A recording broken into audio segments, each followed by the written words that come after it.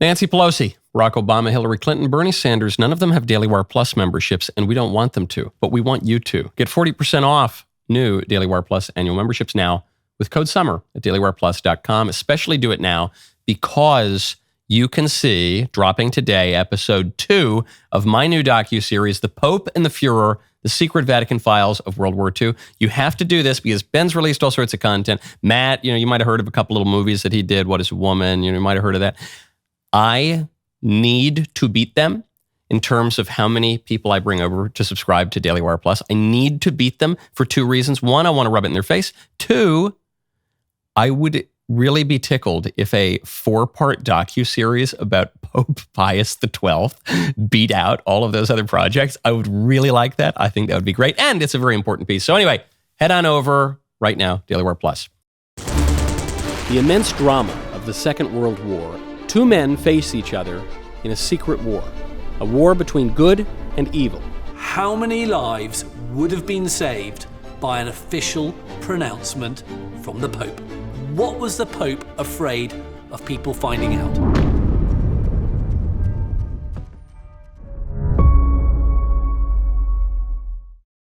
President Trump met with Ukrainian President Vladimir Zelensky and European leaders at the White House yesterday.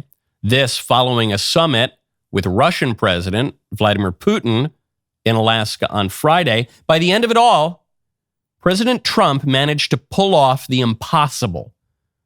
He finally got Zelensky to wear a suit. I'm Michael Knowles. It's the Michael Knowles Show.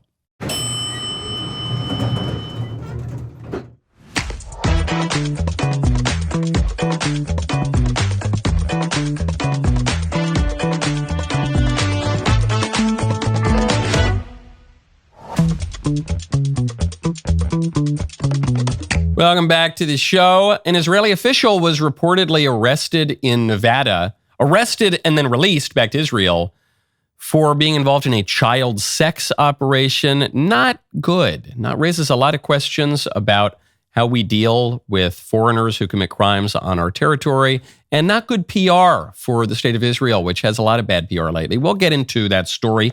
First, though, I want to tell you about Birch Gold. Text Knowles, KNWLES, to 989898. Is the continued divide between Trump and the Federal Reserve putting us behind the curve again? Can the Fed take the right action at the right time, or are we going to be looking at a potential economic slowdown? What does this mean for your savings? Consider diversifying with gold through Birch Gold Group. For decades, gold has been viewed as a safe haven in times of economic stagnation, global uncertainty, and high inflation. Birch Gold makes it incredibly easy for you to diversify some of your savings into gold. If you have an IRA or 401k, you can convert that into a tax-sheltered IRA in physical gold, or just buy some gold to keep in your safe. You know, I'm a little bit of a gold bug. Got a little bit of my portfolio in gold, and I'm always happy about it. The last 3 years, though, I'm really happy about it. Now, first step is to get educated. Birch Gold will send you a free info kit on gold. Just text my name, Knowles, to the number 989898. That's Knowles, KNWLES, to 989898. Consider diversifying a portion of your savings into gold. That way, if the Fed can't stay ahead of the curve for the country, at least you can stay ahead for yourself. He did it. The man did it. Get this man, I guess maybe not a Nobel Peace Prize yet. He has brought about a lot of peace. He's been much better on the issue of war and peace than his predecessors, Biden and Obama and Bush.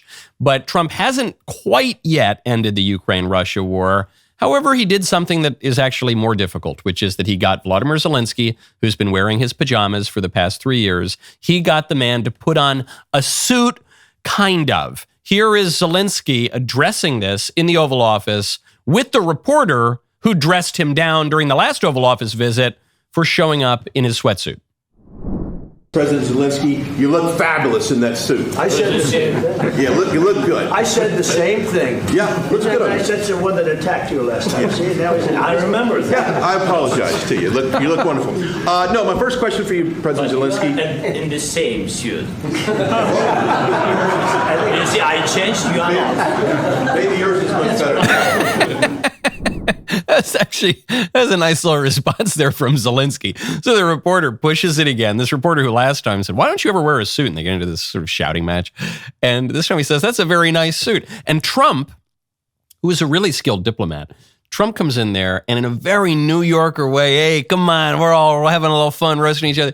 He was like, hey, that one, look him over. That's the one who attacked you last time. But I said it was a good suit. So Trump, you can tell, really doesn't want this Oval Office meeting to go south like it did last time.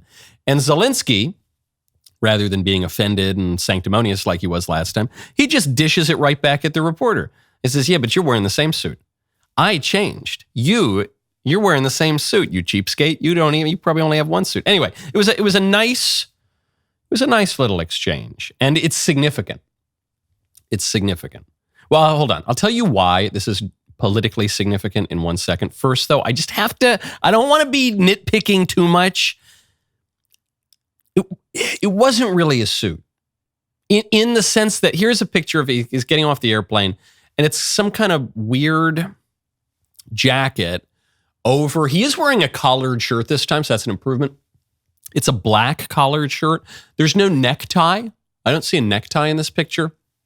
So look, we like to encourage the improvement, but I couldn't help but notice when I look at the Ukrainian president that he looks very much like an Italian American going to junior prom. The black on black, the suit and kind of a weird cut. Some of us who are former Italian Americans who went to junior prom, we did wear neckties, black on black on black, but it was a little, it's an improvement. And you can tell what Zelensky wants to do here is split the baby. And it's okay. It worked out all right. Had Zelensky shown up to the White House again in the sweatsuit, it would have signified that he learned nothing. Because Americans actually don't like it's not that they don't like that he wears sweatpants. They think that he's artificial. They think that he is putting on a show for everybody. And they think that they're being taken for a ride. That is, whether those intuitions are true or not, that is an impression that Americans have of Vladimir Zelensky. They felt the last time he showed up to the White House, he acted in a way that was entitled and petulant and demanding and disrespectful. And not putting on a tie to sit in the Oval Office, not putting on a jacket even to sit in the Oval Office, played into part of that. And so I think it was very smart of Zelensky this time to put on at least something that vaguely looked like a suit. Now, the reason that he wears the sweatpants is because he wants to portray to the world the image of a besieged leader during wartime who's always ready for battle. And I actually get that in principle. It's not the dumbest idea in the world. I get the PR strategy. It just hasn't always worked out. And sometimes he looks kind of ridiculous when he shows up in Europe with all these different leaders, all of whom are wearing their nice suits, and he's there wearing his fatigues. It looks a little discordant. But I get the idea in principle. And so Zelensky actually had a tough job here, which is he had to maintain that image, the tough leader, besieged. He didn't ask for this war. Russia invaded. He is constantly under threat of bombardment. Putin wants to kill him. And I'm showing respect to the United States. I am not owed money by the United States. The United States has not wronged me in any way. I am not the enemy of Donald Trump. I'm so very grateful for everything you've done, Trump and Vance, and more importantly, American people. Thank you. And I'd love to show you respect. And if you could please just maybe send me a few more missiles and a little bit more money, please, it's some bullets if you got them. That'd be really nice. So it is significant. And his attitude in this meeting was much, much better. You are beginning to see a softening of the reflexive anti-Ukraine attitude that had started to set in about 6 months ago. Now Trump is speaking in a way that's a little tougher on Ukraine. And we'll get to exactly what happened in this meeting in a moment, but he's getting a little bit tougher on Ukraine. You're seeing a softening even among the GOP base. I'm talking about the hardline GOP base starting to warm up a little bit to supporting Ukraine, not as a matter of sweet liberal democracy in Eastern Europe, but as a matter of American empire opposing hostile interests. So what happened in the meeting? According to a Putin advisor, Trump and Putin spoke for 40 minutes on the phone. So Trump meets with Zelensky, Trump meets with the European leaders, and then he just calls up Putin. And Trump and Putin speak for 40 minutes on the phone. Mind you, that big Alaska summit on Friday was only 90 minutes. The actual meeting between Trump and Putin on Friday was 90 minutes. He spoke for almost half that time by phone after this Zelensky meeting. The Friday summit in Alaska, they ended that early. They didn't even stay for lunch.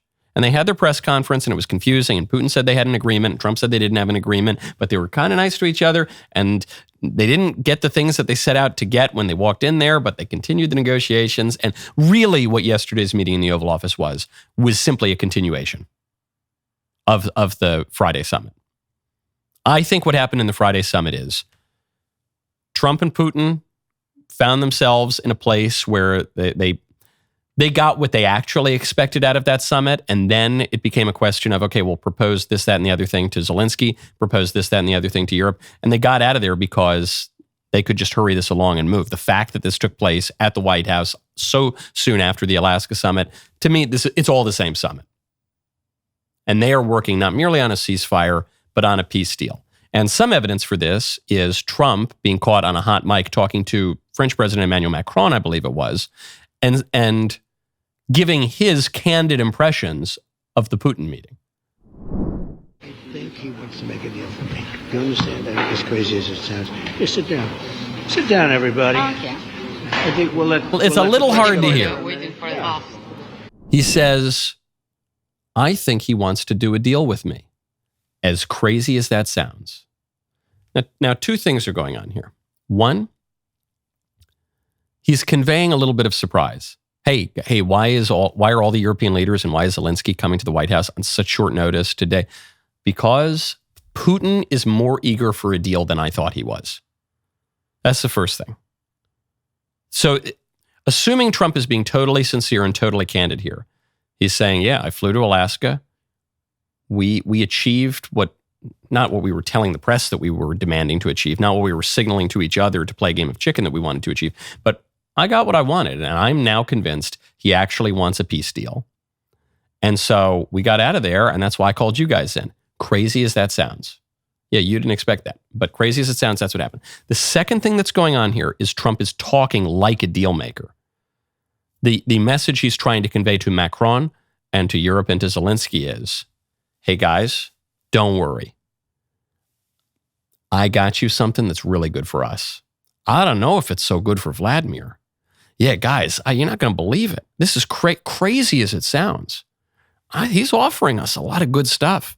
We're just going, who knows? He didn't get into specifics here, but the insinuation could be, he only wants us to give him the Donbas region. He only wants us to give him Luhansk and Donetsk. Guys, this is pretty good. He's not even going to demand those other two eastern regions. He's going to be okay with Western security guarantees in Ukraine. And actually, guys, this is pretty.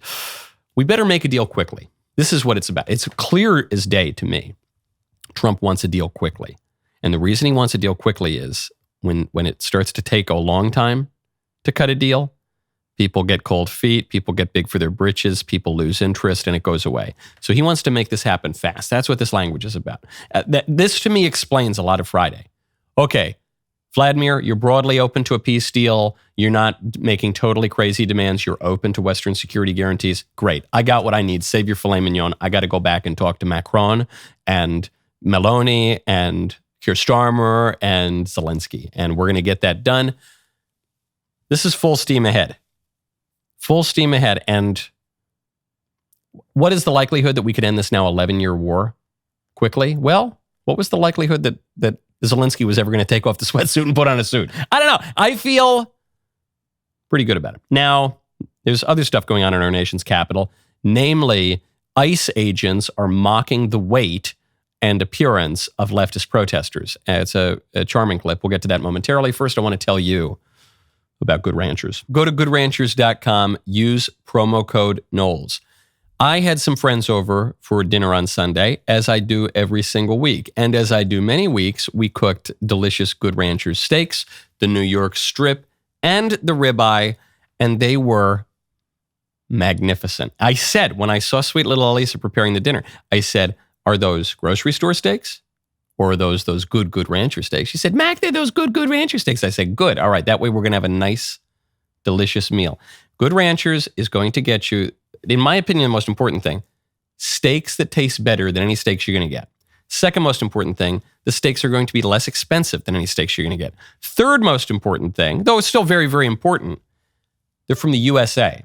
And they're not like fake from the USA, like a lot of imported meat that gets product of USA on there. It's actually from the USA with the very highest standards. Now, they're not pumped full of antibiotics and all these sorts of artificial hormones and all this terrible stuff. The chicken nuggets don't have seed oils and all that garbage. It's the highest quality stuff you're going to get for the absolute best price, all supporting American farms and ranches. Go to goodranchers.com. Use code Knowles, Knowles. Get $40 off plus free meat for life when you start a subscription. That's Knowles for $40 off plus free meat for life. GoodRanchers.com. Welcome to the table. In our nation's capital, this apparently by Navy Yard, there were some ICE agents who were coming up an escalator, looks like from one of the metro stations. They were coming up to, go arrest a bunch of illegals. Leftist protesters going down the escalator, heckling the ICE agents, yelling at them, telling them to quit their jobs. And the ICE agents decided to give it back as good as they got it.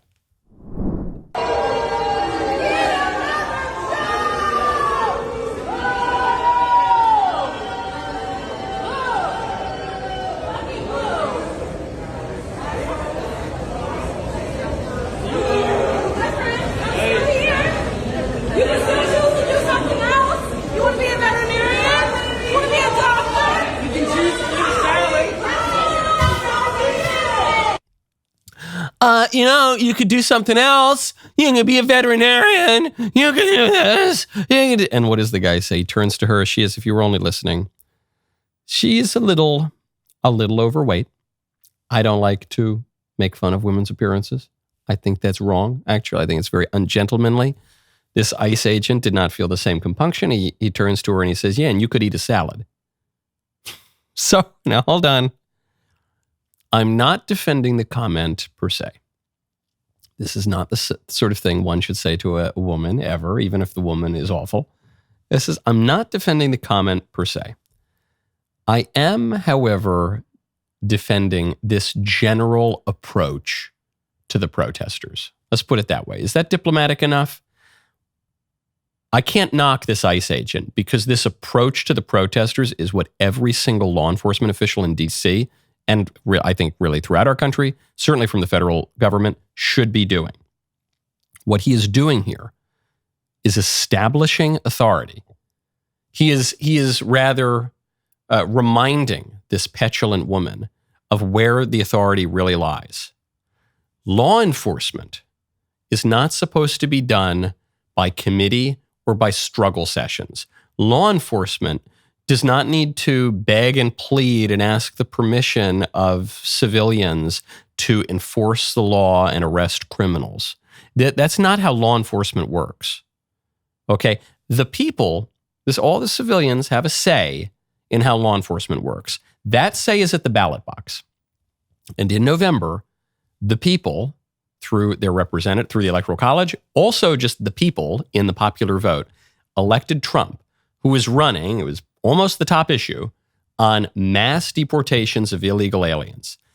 That ICE agent does not have to answer to that woman or to any of the other leftist hecklers. This is the right response from law enforcement when these people are heckling, when they're trying to impede them, when they're trying to obstruct them, including Democrat elected officials who are trying to obstruct them.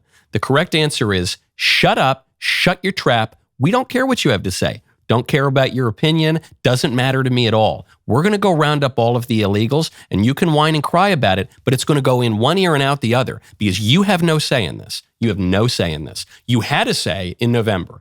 Your side lost. Thank goodness your side lost.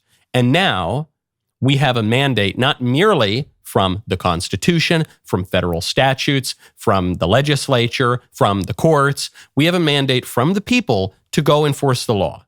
And so you can whine and cry, but I just want you to know, just for your own good, shut your trap, you're wasting your air. Is that too harsh? I don't know. I wouldn't, as I said, I would never make fun of someone's appearance necessarily. But this attitude, I would love to see this attitude from all of federal law enforcement. This is dad reestablishing authority in the home when the kids get a little bratty, when they get a little out of control, and daddy has to come in and say, zip it, knock it off. One more word, you get a timeout. Two more words, you're getting a belt or something. I don't know. We don't want to belt the leftist protesters unless they commit crimes. But this is good stuff. We're just going to do it. And then the people are going to thank us, and culture is often downstream of politics. Now, speaking of D.C., again, maybe this is the nitpicky show. You know, why didn't Zelensky wear a tie?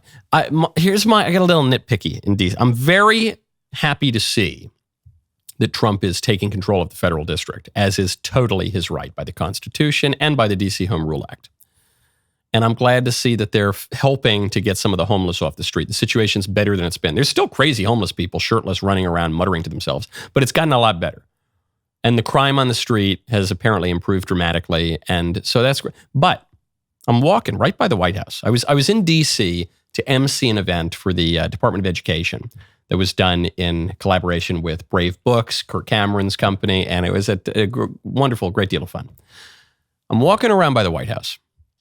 I look up, and I see the Pride Progress flag. You know the Pride Progress flag? That's the one, that's like the terrorist pride flag. It's the one with the black and the brown and that one. It's still hanging up in D.C. And so, look, I know that the federal officials they're busy. They have to arrest illegal aliens and the carjackers and the murderers and the rapists. Whenever you get a minute, could you please tear down all of those banners? Can you please tear them down? I don't want to look at them.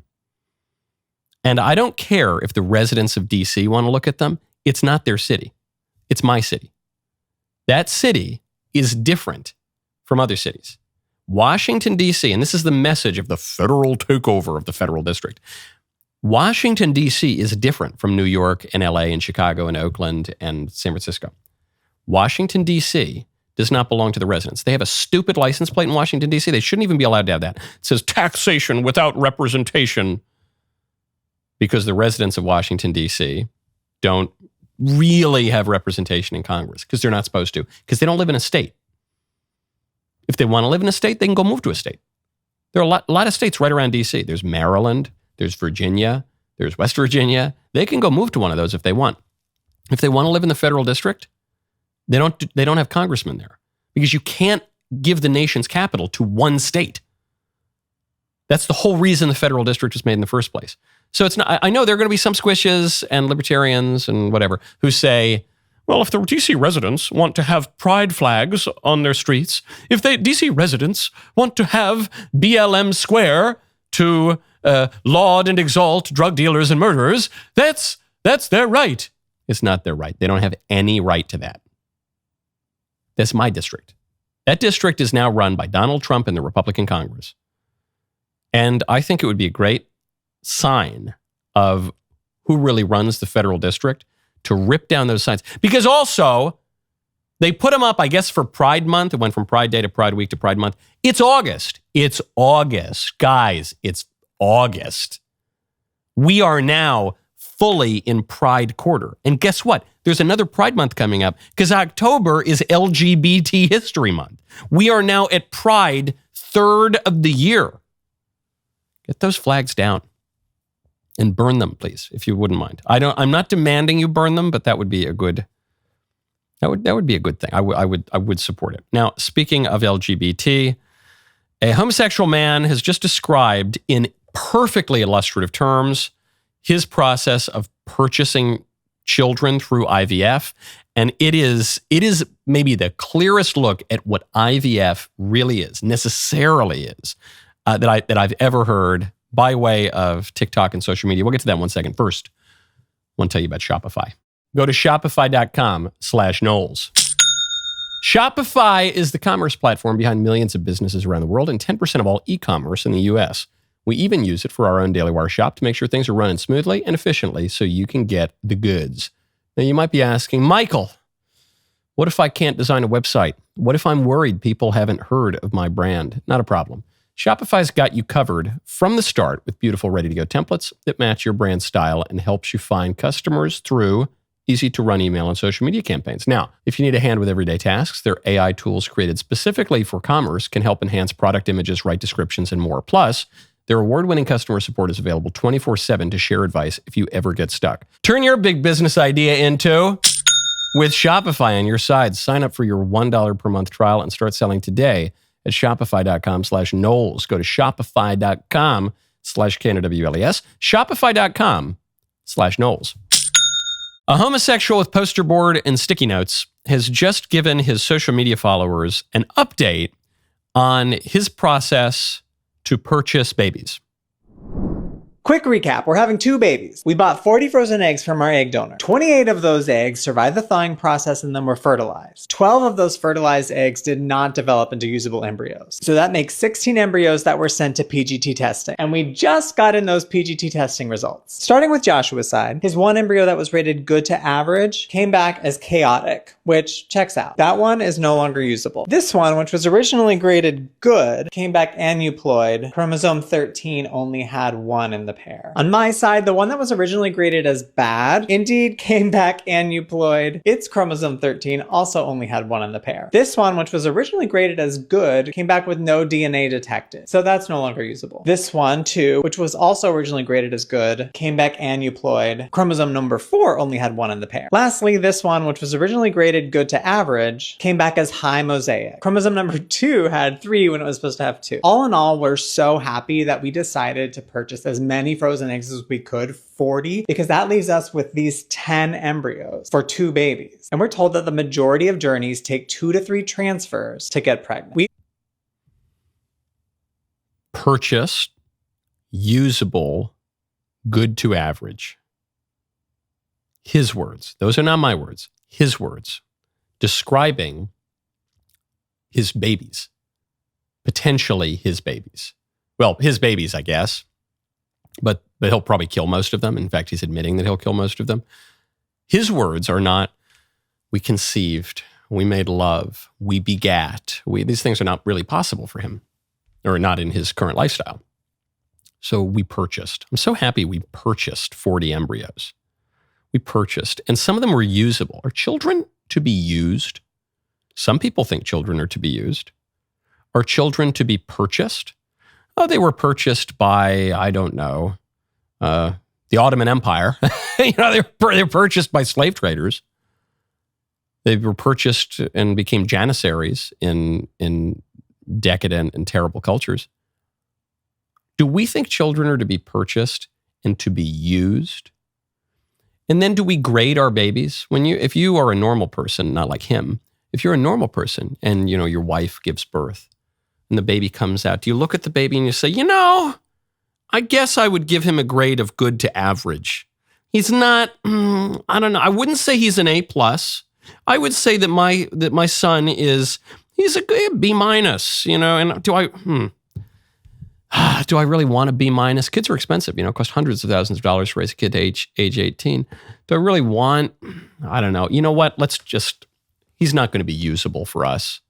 Nurse, this one I think is below average and he's not going to be usable. So we would like a refund. And if you're not, I know maybe you're not willing to give a refund on this one. So whatever, we're going to have to discard him. We're going to try again. Luckily, we purchased as many embryos not even we purchased as many eggs as possible. That would be screwed up enough. We purchased as many embryos as possible. What's an embryo? An embryo is a very small person. Sick stuff. Now, 2 points. One, I'm Catholic, as you might know. And Catholics, and some other more traditional, Eastern Orthodox, and some even maybe some traditional Protestant denominations, venerate relics. What is a relic? This is an ancient Christian practice. It goes all the way back to the Apostolic Age. A good example is when Polycarp died and early Christians gathered together his bones and venerated them as part of their religious rites. If you go to churches in Rome or in the East, you'll see, the skull of St. Thomas Aquinas, or the chains that held St. Peter, or a piece of flesh or a piece of bone of some great saint. It is not legal to sell relics. It's not legal to sell relics because they're human bodies. That's why you can't do it. Canon law also forbids the selling of relics, but like regular civil laws forbid that because it's body part. And you're not even, take the relics out of it for a second. You're not allowed to just sell bones and skulls and human body parts in general. You get arrested for that. If you try to sell a human skull on eBay, the feds will show up at your door and arrest you. But we can sell a living person. I'm not allowed to sell a tiny little fragment of a bone of a man who lived 1,500 years ago. I'm not allowed to do that. But I'm allowed to sell 40 living, not just even living human cells, but like whole persons with like full DNA that will develop into full people that are still alive. I can sell 40 of them to this deviant, horrid man. How is that possible?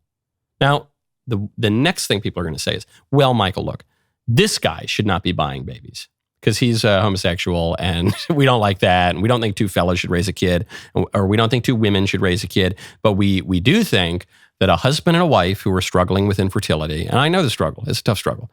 We do think that a husband and a wife should be able to do this. Okay, well, you still have the problem of purchasing the babies, considering the babies usable or not usable, discarding most of them, killing most of the babies, grading your children, treating human beings as commodities to be bought and sold at market for higher or lower prices rather than as human beings, proper subjects who are not merely to be discarded, destroyed because they're a little too short or a little too fat or something. You still have that same problem. And just on top of that, as long as IVF exists, it will serve the cause of homosexual and single adoption.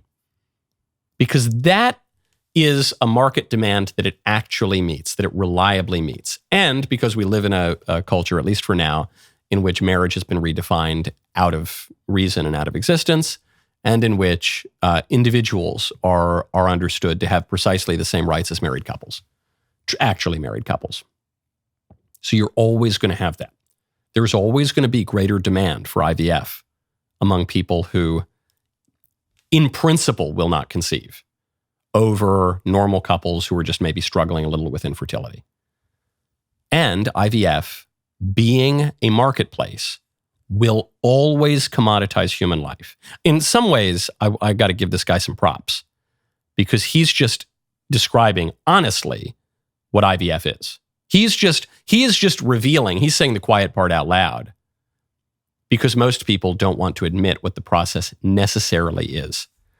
But it's horrifying. That's what it certainly necessarily is. Okay, speaking of weird sex stuff, a top Israeli official has reportedly been arrested in Nevada for participation in a child sex operation, and then he was released on bail and fled to Israel. We announced she joined the Daily Wire. You've seen her on our shows. Now Isabel Brown has important news to share. Watch this. Isabel Brown. Isabel Brown. Isabel Brown. Isabel Brown. The wait is almost over. She's joining Daily Wire Plus with the Isabel Brown Show. Cannot wait for you guys to see how hard we've been working. I could not be more excited for this new adventure. You can expect larger-than-life guests, deeper questions. I'm encouraged by it. I see what you're seeing. The gift that you have as a woman to create life is the most badass, punk rock, incredible thing that you could possibly do. This is an active culture war that we are still fighting, and it's vitally important that we fight now harder than ever. To the nerds. Meeting the President of the United States and the Vice President, and now meeting our new American Pope. This is crazy, freaking out. I am so psyched to be bringing you guys along on this journey. Let's jump in.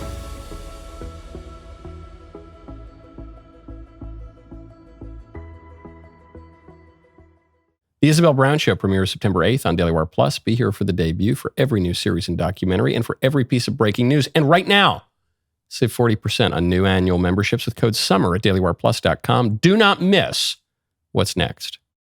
My favorite comment is from Zachary Hens, 2108. It says, as a musician, hearing Michael Knowles sing the jazz standards, Someone to Watch Over Me, made my day. It's a great song, isn't it? You know, it came to me when we were talking about that clip of the Mormon girl on the dating show, and she didn't get picked because she said, I want someone to go scuba diving with me, and I want someone to be my buddy, and I want someone to, go mountain climbing with me. And I said, that's not, she's a nice girl. I'm sure she'll be fine. But what a guy wants, in part, is to hear the girl say, you know what, I want someone to watch over me. So true. They also, speaking of jazz standards, they also probably want to hear about making whoopee. Am I right? Am I right? Okay. Speaking of weird sex stuff, crazy story. An Israeli official, here's the headline. I didn't even believe this headline when I saw it. An Israeli official is arrested in Nevada on child sex charges. So first thing I thought was, okay, this is some low-level Israeli. Maybe he works for the government, maybe probably doesn't. But if he does work for the government, he's probably some really low-level guy. And I don't know, what did he do? He went to a brothel, or he got caught, and a girl might have been a little underage, and maybe that was it, right? That would be horrible enough. But it's a lot worse than that.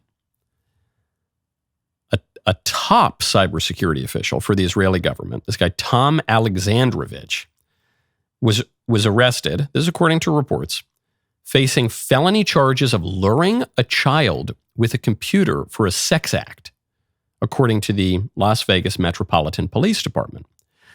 According to the department, a press release, a multi-agency operation targeting child sex predators led to the arrest of 8 individuals over the last 2 weeks. That includes 38-year-old Tom Artyom Alexandrovich, who is the executive director of the Israel Cyber Directorate. So what is the Israel Cyber Directorate? Is that just some random nonprofit? That's not. No, it's reportedly, a government agency that operates under the office of the prime minister. What? You think of every way this story might be slightly less bad than it seems. Maybe he's in Nevada. Maybe he was at a strip club. There are plenty of those there. Or a brothel. I think that's legal in Nevada. And maybe, I don't know, they say it's underage. Maybe the girl said she was 18, but she was actually 17 3/4. That'd be bad, but maybe it was an accident. Maybe it was a misunderstanding. No. The guy was, according to the charges, luring a child with a computer for a sex act. And he was a top Israeli cybersecurity official. The way you know this guy was important is that Netanyahu's office issued a statement. And this is where it gets really weird. Because Netanyahu's office, for Netanyahu's office to issue a statement at all means this guy matters.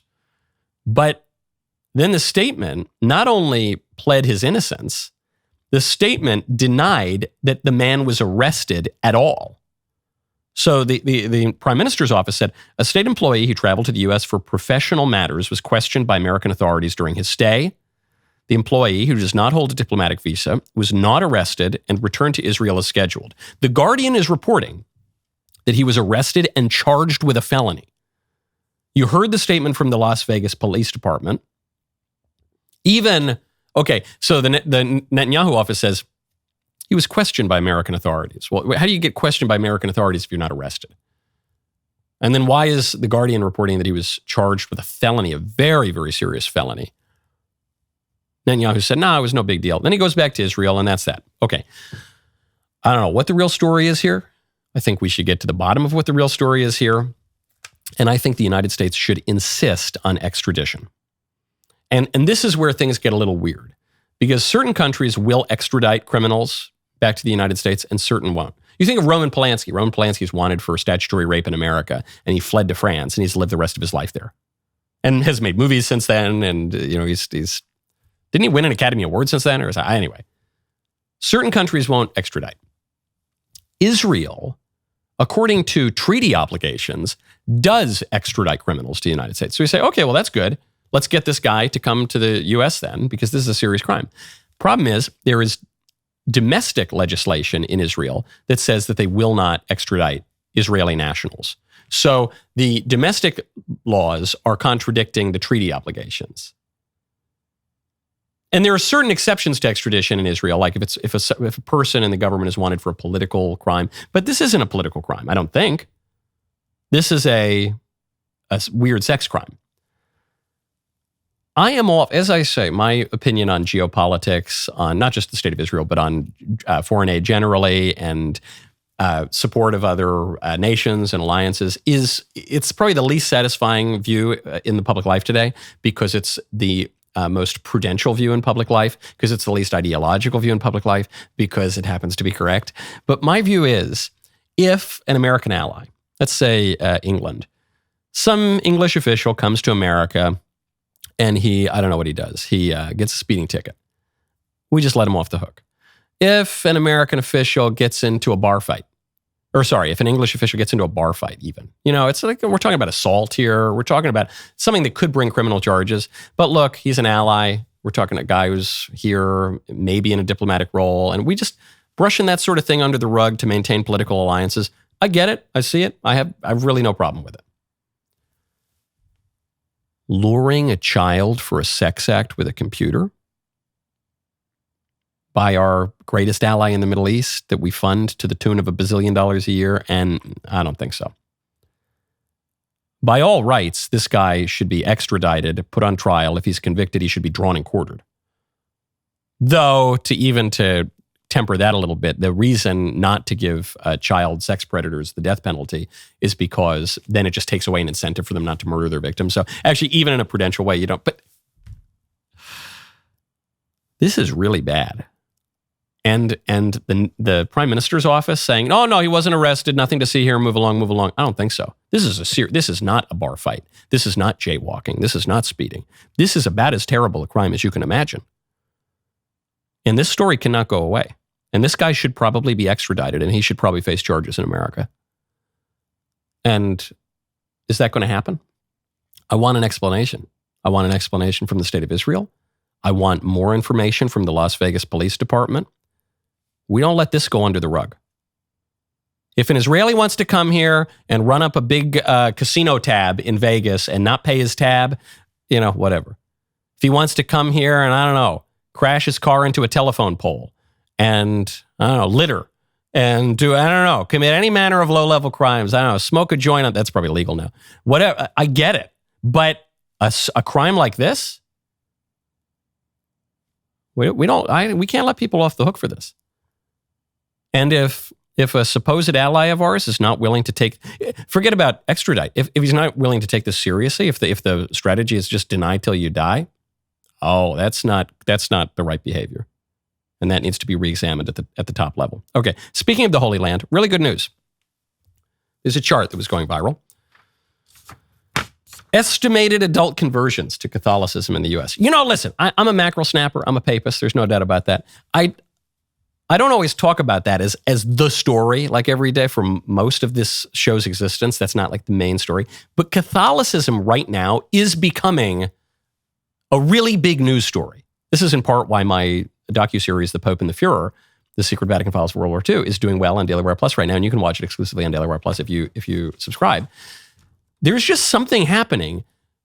We can feel it in the air, but a lot of people are converting to Catholicism and to a lesser degree Eastern Orthodoxy and to a much lesser degree returning to mainline Protestantism. But there's just a resurgence in faith, in particular Catholic faith. There's this chart. Estimated adult conversions to Catholicism in the U.S. 2000 to 2025. Chart goes from 180,000 down to 40,000. And here you have 2000.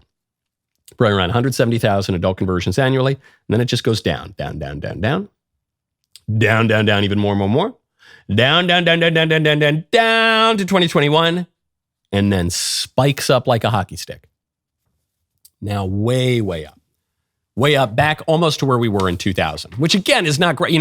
People are still leaving the church. People who were baptized as infants are still leaving the church. So there's all sorts of problems, but the adult conversions spiking like crazy.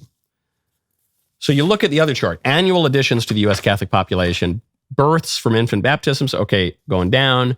And legal immigration is flat, and illegal immigration jumps it up a little bit, but you're seeing a really interesting spike in adult conversions. What's this about? I will tell you, or rather, Alexei de Tocqueville will tell you. Because there are people who are saying, this is crazy, man. Our founding fathers are rolling in their graves. They were all hardcore Protestants. And sure, on my line, I have a line going back to the Mayflower in this country, Mayflower, which is an excellent cigar company. And they were hardcore Protestants, very, very anti-Catholic, very puritanical. But Alexei de Tocqueville, who is the greatest observer of the American political dynamic probably ever, wrote his famous book, Democracy in America in the 19th Century. And he said, in a little discussed passage in Volume 2, two things must here be accurately distinguished. Equality inclines men to wish to form their own opinions, but on the other hand, it imbues them with the taste and the idea of unity, simplicity, and impartiality in the power which governs society. Men living in democratic ages are therefore very prone to shake off all religious authority. But if they consent to subject themselves to any authority of this kind, they choose at least that it should be single and uniform. Do you understand what he's saying?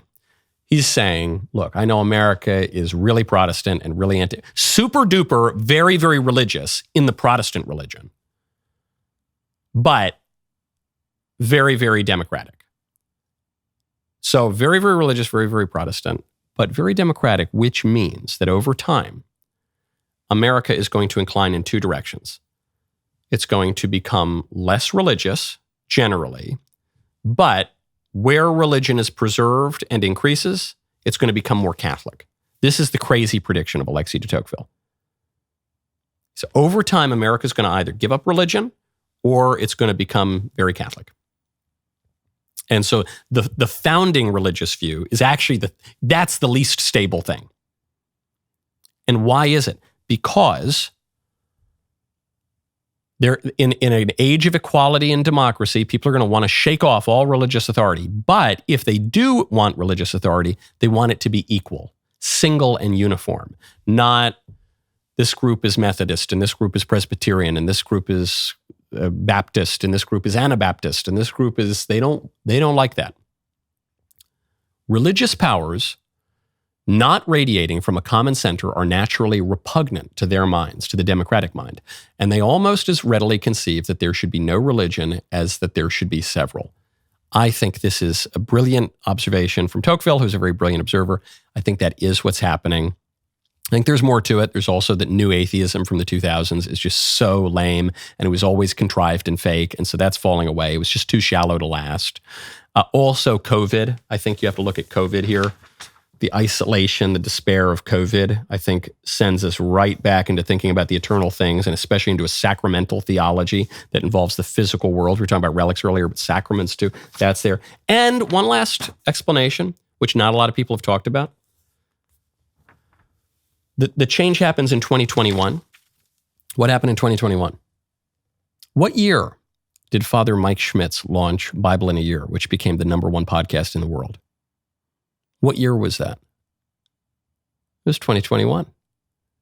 Podcasting, the new democratic form of mass media. Father Mike Schmitz puts it just the Bible. He's just reading the Bible and then talking about the Bible a little bit each episode. That's where the turn happened. And it's adult conversions. So it's people who could listen to podcasts, who could take this seriously. A recognition that the new media plays some role here. And the new media are very much part of the democratic spirit. And I think Tocqueville was right. Today's Tee Tuesday. The rest of the show continues now. You do not want to miss it. Become a member. Use code Knowles at checkout for 2 months free on all annual plans.